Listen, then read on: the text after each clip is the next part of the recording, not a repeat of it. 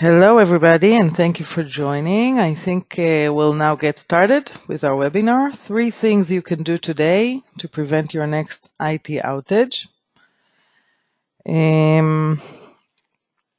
So my name is Iris Zarecki. I'm VP Marketing here at Continuity Software, and with me today is Doron Pinhas, our CTO.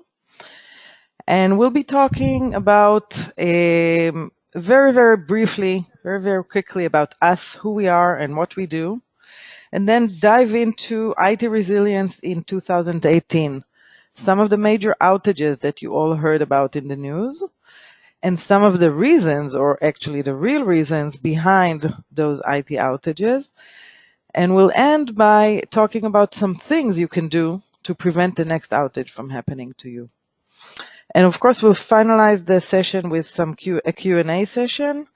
So feel free to submit your question throughout the presentation using your questions pane in the control panel, and we'll address all the questions at the very end of the presentation. So with that, I'll hand it over to Doron to kick us off. Hi, thank you, Iris, and thanks everyone for joining. So just a few words about us. Founded in 2005, in the last 14 years, we are very fortunate to work with some of the largest enterprises around the globe and help them build effective programs to improve resiliency, reduce downtime, get back in control. And what we'll want to do today is share with you some of what we learned. I'll be very happy to do that. So this is what a small outage might look like, right? So we see those all the time. But the larger ones could be a little bit more alarming. So just back to Iris quickly. So yeah, a larger outage can definitely make it to the headlines immediately. So we see 2 examples just from last month here. TSB is a leading UK bank, and they had a series of fatal outages starting in April of this year and going all the way to last week or last month. They claimed it cost them over 200 million euros, as well as the CEO stepping down, as you see in this headline here. So devastating outage, series of outages which made it to the headlines immediately. Another example is from the airline industry, right? We hear often about outages in airlines and airports, and of course they make it to the headlines as well, and to social media where people complain about it all the time. And I think if we try to estimate based on the actually large number of airline and airport outages in 2018, we estimate that something like 10,000 flights were canceled and hundreds of millions of dollars were lost. So these are the big outages. But unfortunately, these are not sporadic cases. This is a recent research by IDC and Zarecki, and we can see here that people spend a lot on IT resilience, and they are planning to spend even more. We can also see that this is crossing all of their environments. It's starting with on-premise environment, traditional on-premise environment, but also applies to private and public clouds. They're spending on resilience in these environments as well. But the problem is that they still feel very insecure and not resilient at all. And we can see some very scary numbers there, like the number of cyber attacks, or the number of data lost events that you can see here. These are alarming numbers. And all of this raises the question of why does it actually happen? So let's try to take a closer look at those events. And here is another example from the news. You probably heard about this outage at Visa Europe. It happened in June, and they had an outage which caused no transactions across Europe. Amazing event, and again made it to the news very quickly. And the official reason that was given by Visa was a hardware issue. Does that make sense, Doron? Well, it's a very natural human response just to blame the technical scapegoat, but I'm afraid it cannot really explain the problem, because it would make sense for a very small shop. In larger IT organizations, you will find that everything is built for redundancy. There is no single point of failure, or not a single piece of hardware that should bring down an entire operation. Servers are clustered, networks are mirrored, and links are multipath and teamed, and you have cross-site failover. So you have a lot of mechanisms that are there to kick in and prevent the outage. The fact that a single component failed actually hints to us that something else was amiss. So we had a slightly bigger problem at hand. Okay, and here's another example, the TSB example in the UK that we just discussed. And they had, again, a series of outages which left all of their digital online banking customers, 1.9 million customers, with no access to their bank account. And they claimed that the reason was an unsuccessful IT migration. Does that make sense?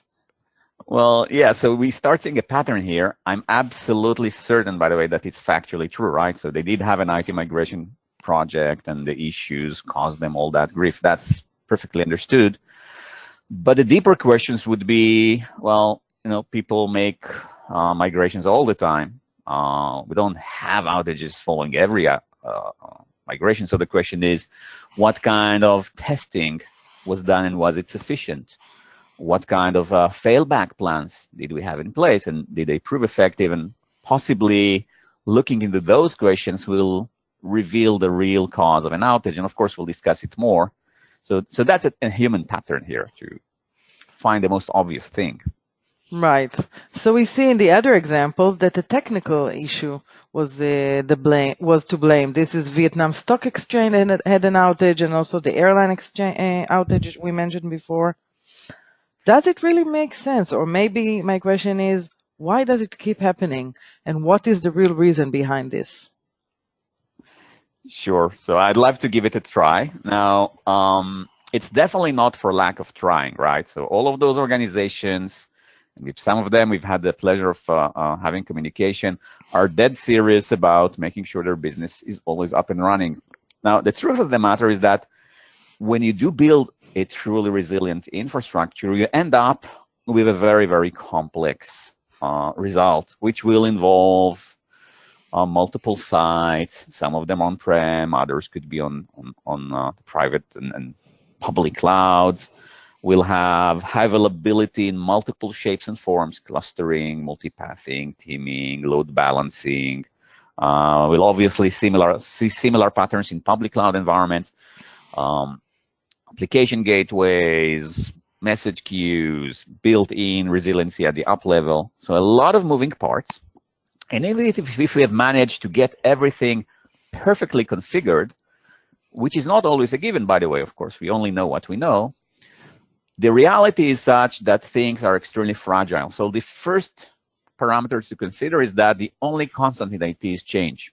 We have to apply patches and updates and retire old server and add more capacity and whatever. So that goes on, and on large enterprises, we'll see hundreds of changes a day. That's very, very common. Those changes are typically carried out by multiple teams, and humans are not known for their ability to communicate perfectly, especially when some of them are from outside the organization. Contractors, vendors, outsourcers. Now, the technology stacks themselves keep on evolving. So it's true in everywhere. In vSphere publish new best practices. Amazon and Azure publish hundreds of best practices every year. Even if we spend attention on automation and scripting and runbooks, we may end up deploying things not in the optimal way.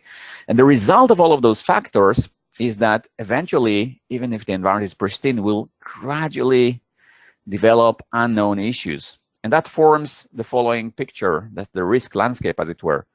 Every circle here represents a change. Some of them may go amiss. We'll see some examples a little bit farther down the road here.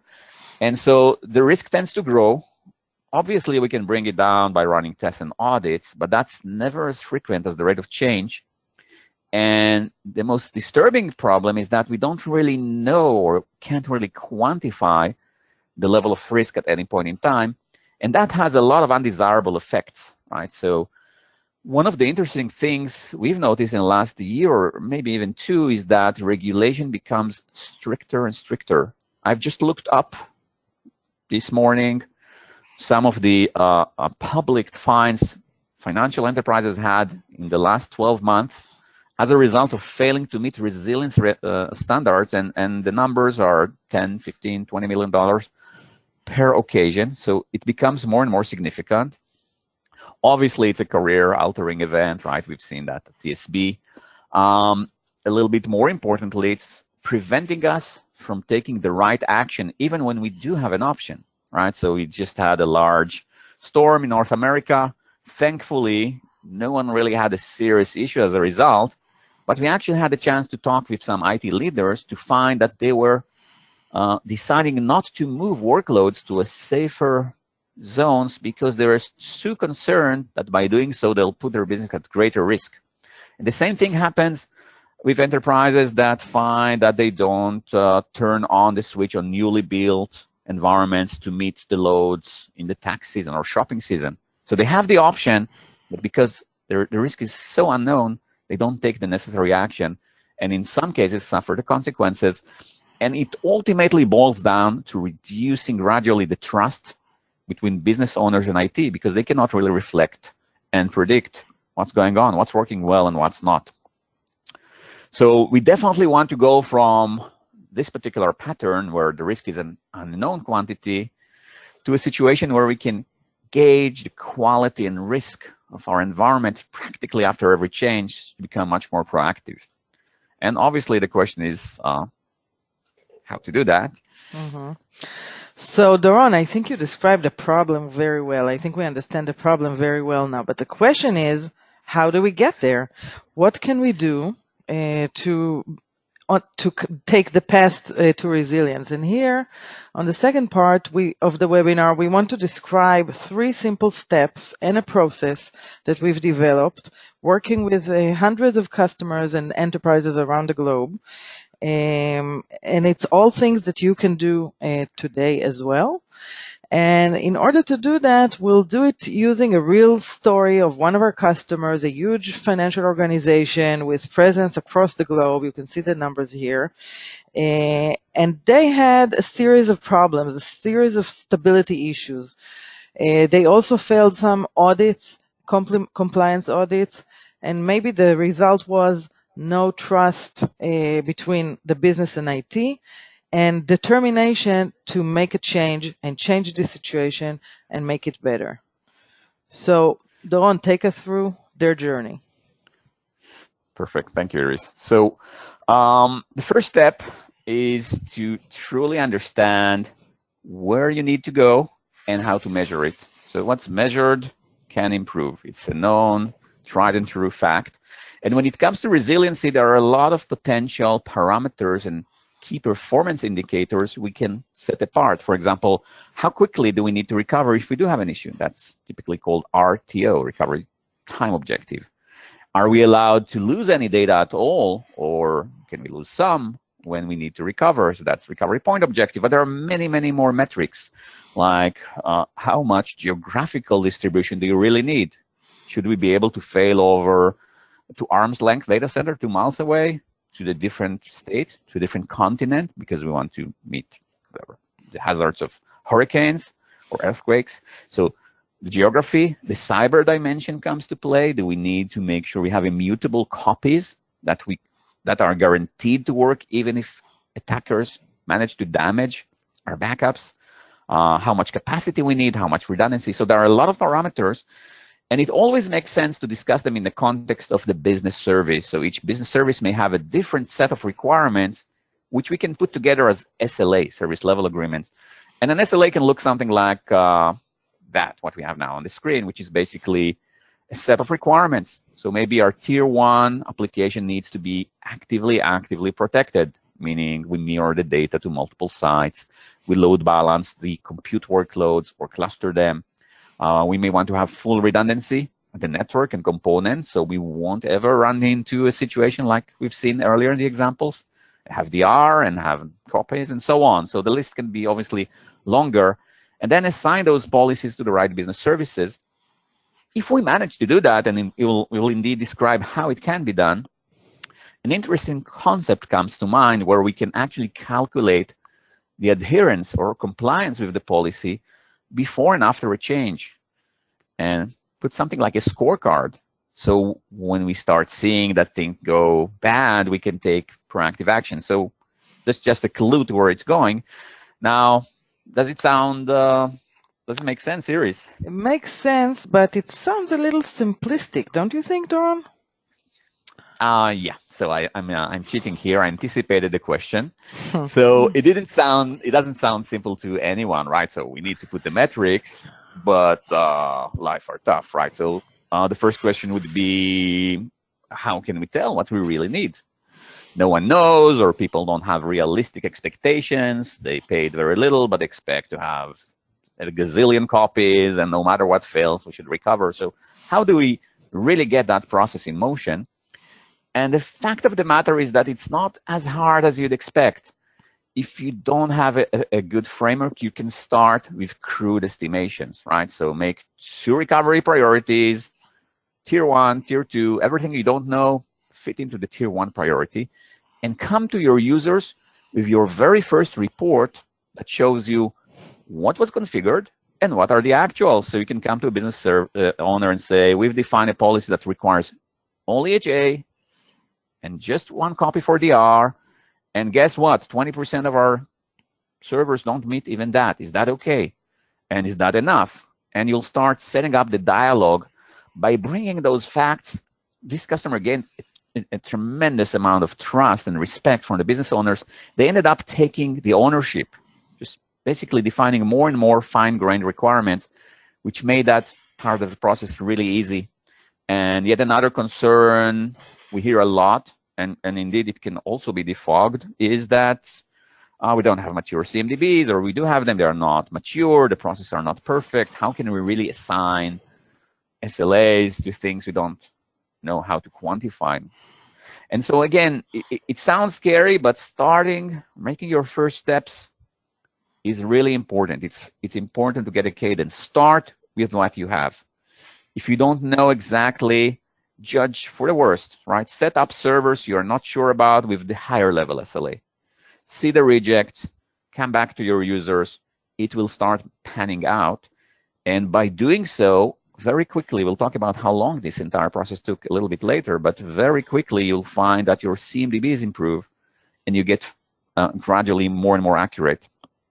So that's for the KPI and SLA measurement, but then it also requires automation, right? So we are talking about a lot of moving parts that we'd like to measure, and we are talking about the need to measure the SLAs pretty much after every change. So it has to be automated. That's nothing we can do on a manual basis. So the good news is that technologies have matured. And today, even in legacy and on-prem technologies that are decade old, you will still find APIs, logs, management consoles with APIs or web APIs that you can use to basically drag and pull out the data you need to calculate the KPIs we've just defined. So again, hopefully that makes sense. What about the bad news? Yeah, well, we have those as well. So not really bad news, I guess, but the data indeed is scattered in many places. So as you will potentially guess, I'm still urging you to move forward, right? So we can bring the data together, and this is exactly what we did with that particular financial service organization. We started by setting up a centralized repository with a portal that pulls the business information from their CMDBs, and they had more than one. They used both ServiceNow, which had a continually growing footprint, and some footprint for CA, pulled the business services, started documenting the SLA as they were evolving, and getting the data we already had. So that served us to start with, but it was not enough, and we had to get the data from other sources as well, from cloud, from consoles, from network and storage.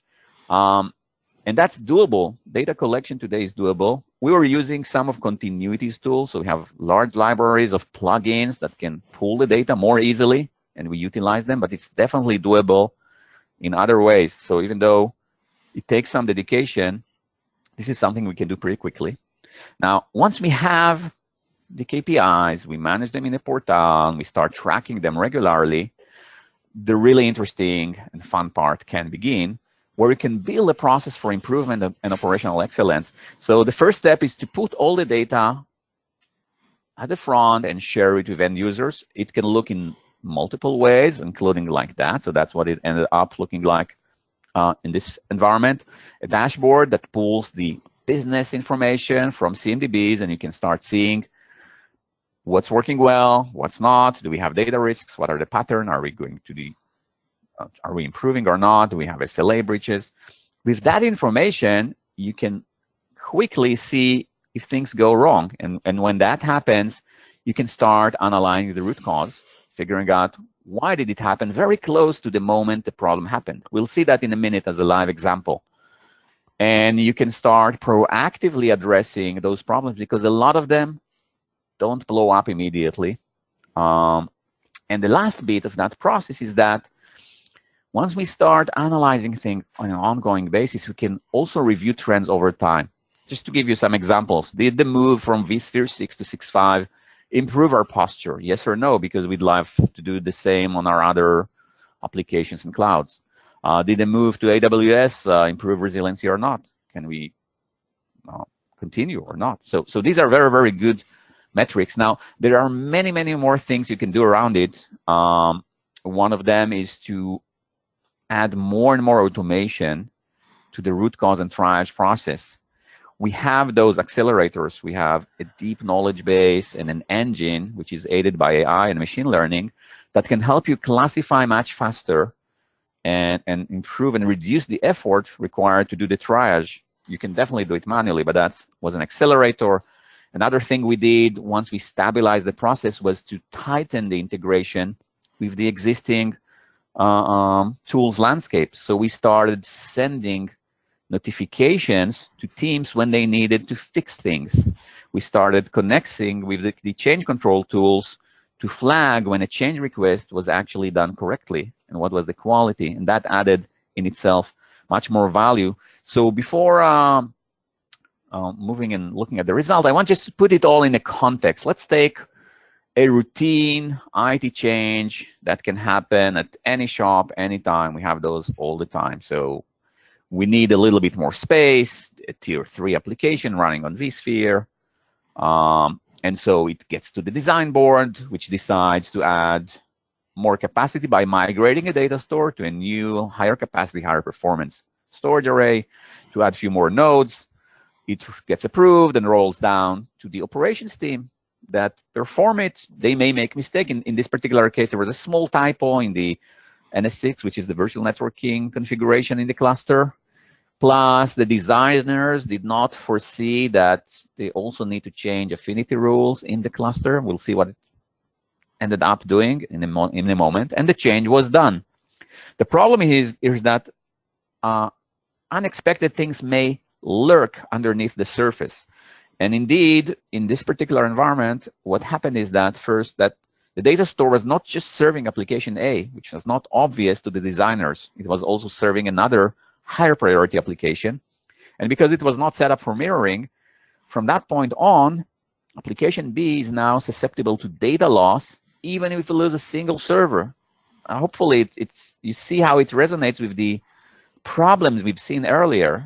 A single component will break and bring down the entire business because it's part of a chain of unattended events, right? So that's one thing. And another is that because we've added more blades on a different chassis and the affinity rules were not addressed, yet another application ended up running just on a single blade chassis instead of being distributed, which can make it fail when a single component dies. And the last bit was that because this NS6 typo, the load balancer rules applied in their F5 estate were not correctly load balancing the load, and they were ended up with workloads being supported by just one side. So fixing one problem and introducing 3 new ones, that's not uncommon.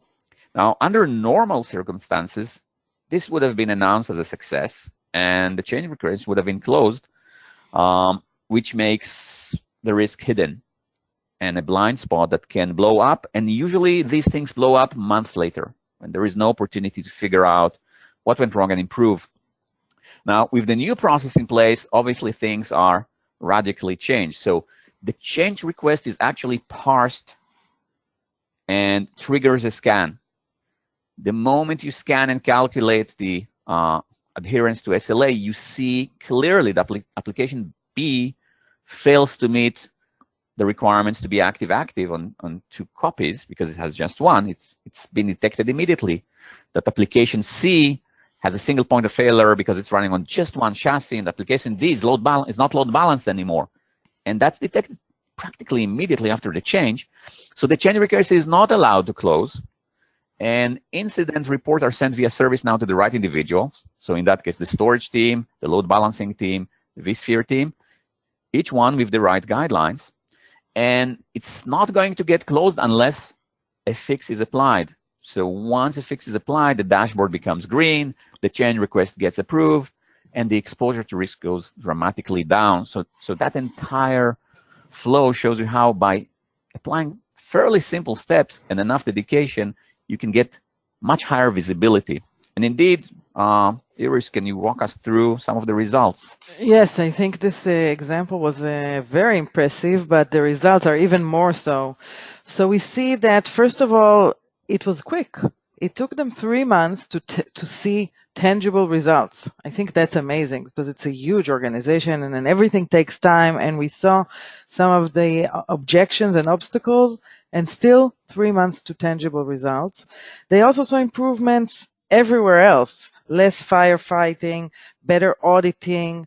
And I think maybe the most important thing is that confidence was regained in the resilience of the IT infrastructure, and this trust that you mentioned before between the business and IT was regained. So what an amazing journey. Thank you very much, Doron, for sharing those details with us.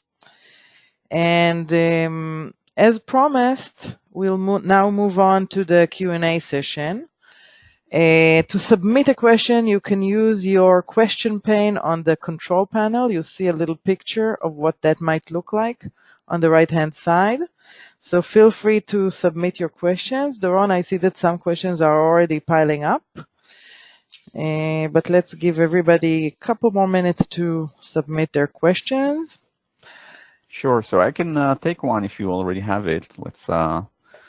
Okay, yeah, I've got one. I've got a question from Steve.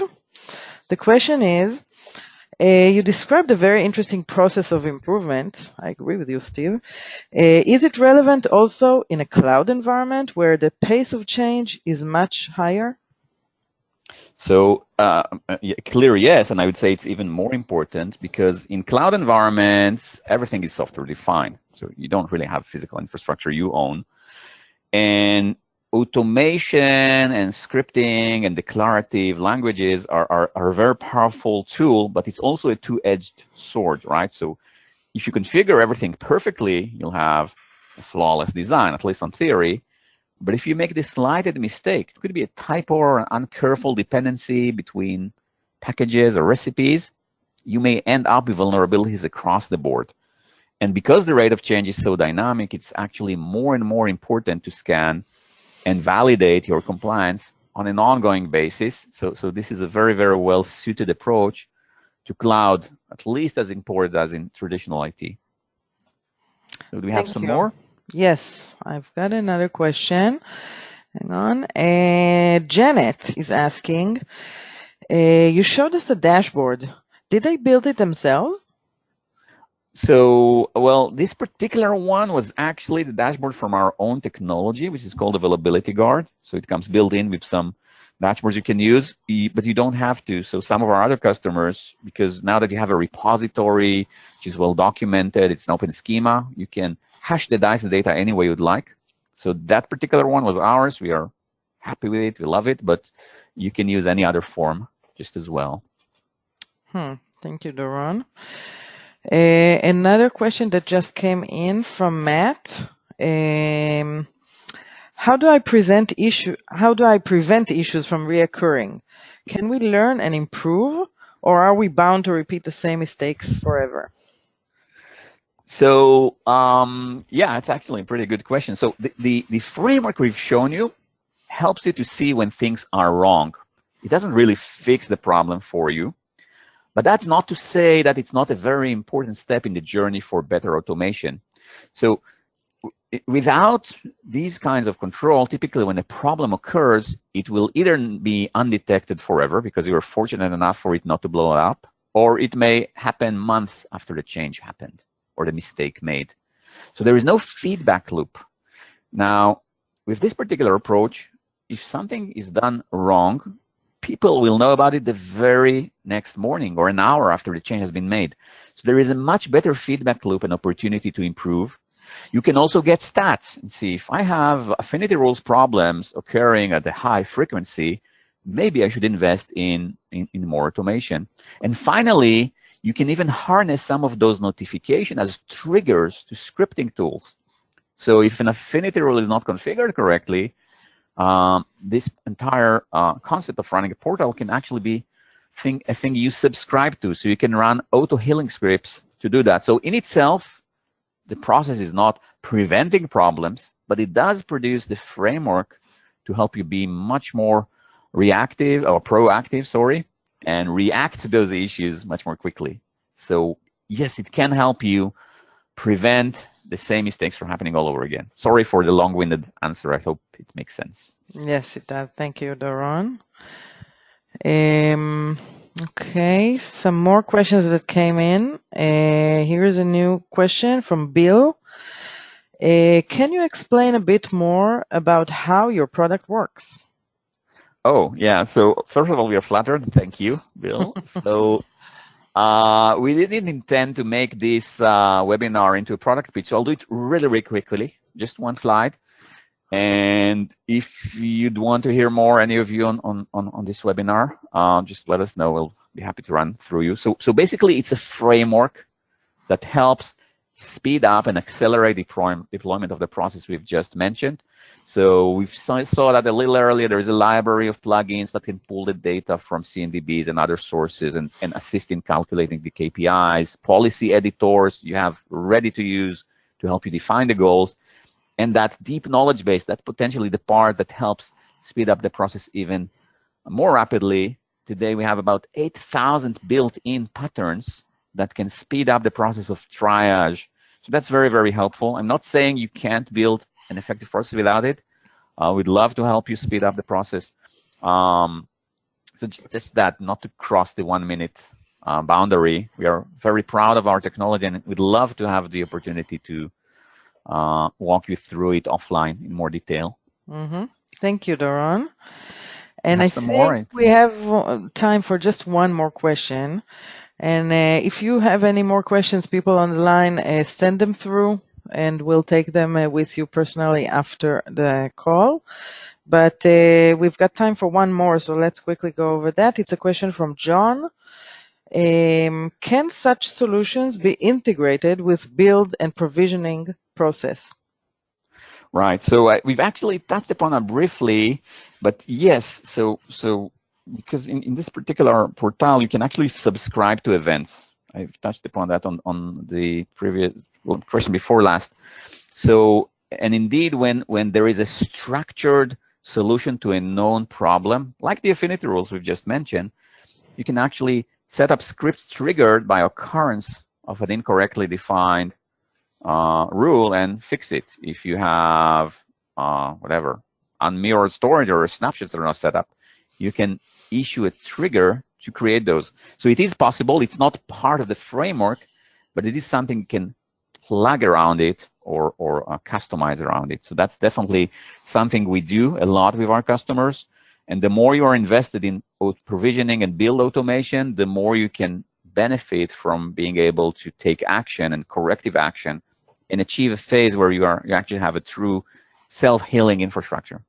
So we'll be happy to discuss that in more detail as necessary.